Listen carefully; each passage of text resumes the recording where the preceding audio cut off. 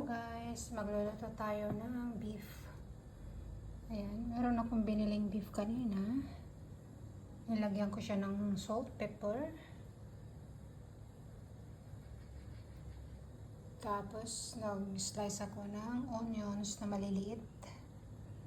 Tapos, ito, herbs, yung thymes. Bake natin yan mamaya ng 150 degrees for 25 minutes.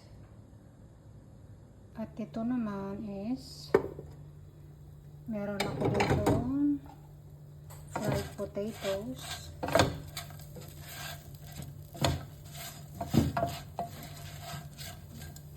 Frinay ko lang ito ng butter with salt, pepper.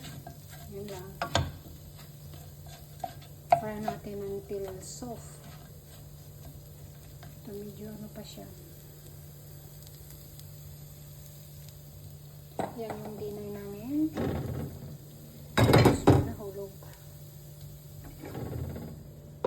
Takpan lang natin at luto natin ng very slow fire. Yan. May nahulog.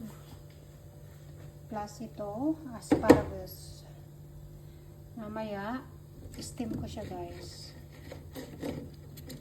Yan. Steam ko siya mamaya. Yan yung kakainin namin mamayang gabi. Yan. I-bake ko siya mamaya kasi kakain kami mga alas 8. 8 o'clock. So mag-start ako magluto dito mga 7:20, something like that. Plus ito is ready. Yan.